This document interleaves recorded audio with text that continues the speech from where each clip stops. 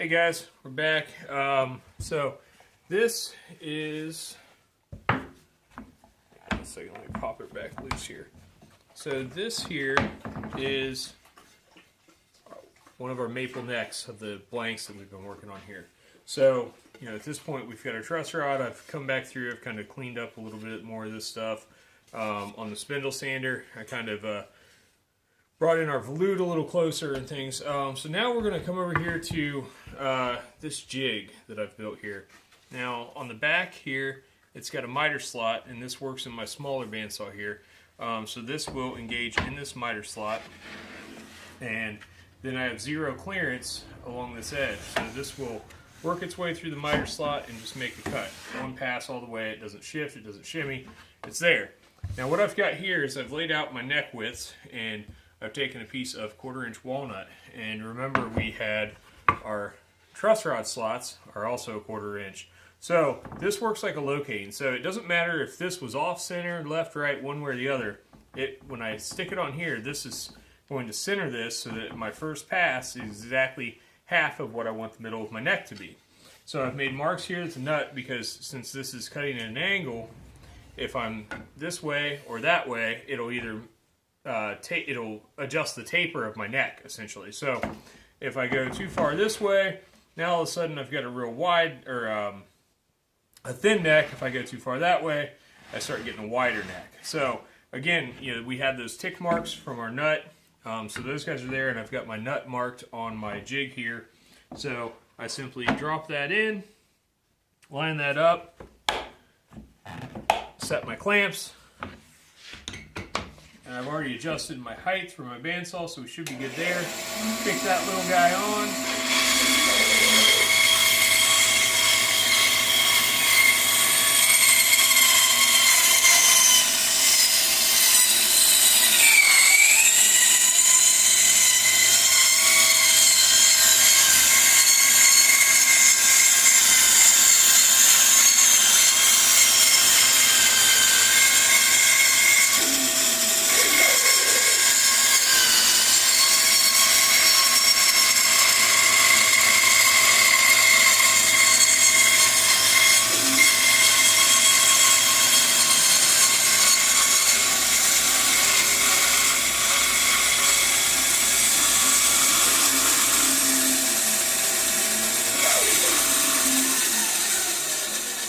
Now I stopped the bandsaw because I'm not continuing this cut all the way through because of my headstock. So I stop it at where my nut should be, and then I can kind of pull apart the, if you can see out here, I'm pulling apart the stock here so I can slide this out without tearing up my blade, which we want that blade stopped. So now, as you can see, we've made a tapered cut.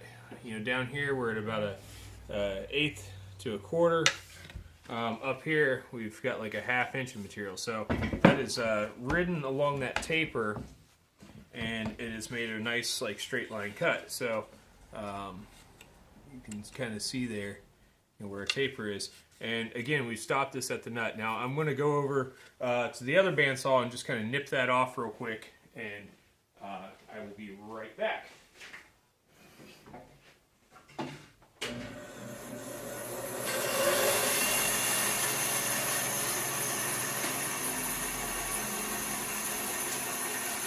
Okay, so I took and nipped that guy off, and you can see the taper much better there.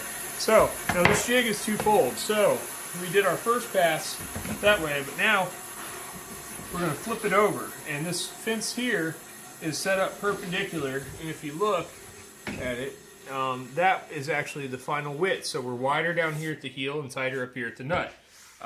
So, now we've set this in here,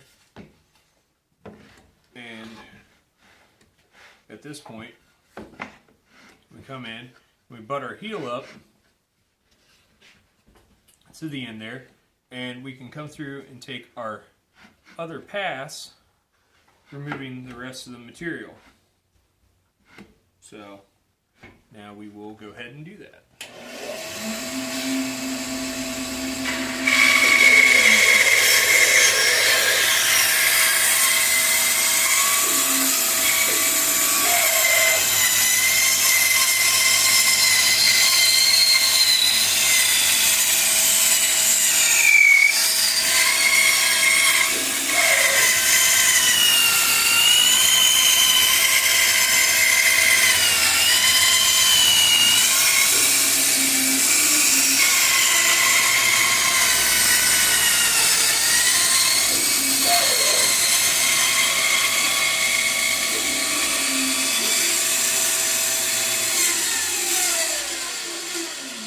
popping our blade. And now we'll peel that apart. Go ahead and bring that on back out. And I will go nip off this other section.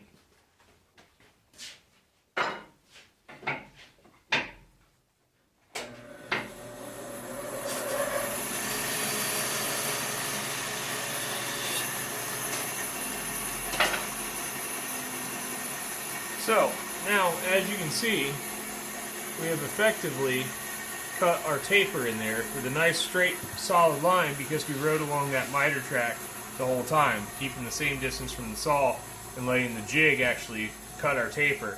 So now we've got this kind of in like the rough end stage at this point. So, you know, it'll take a little bit of cleanup here and there, but you remembered earlier I'd kind of talked about you know, some of the bodies and things like that. So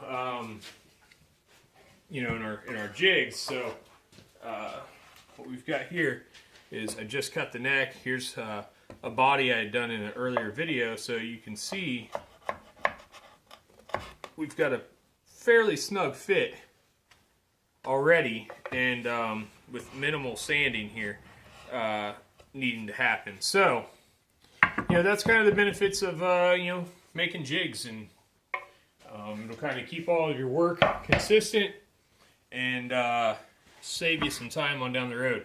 Now I've got some other cool jigs, also referencing off these same walnut strips that reference into our truss rods, and I'll take you over to the overhead router and show you kind of how I've done that.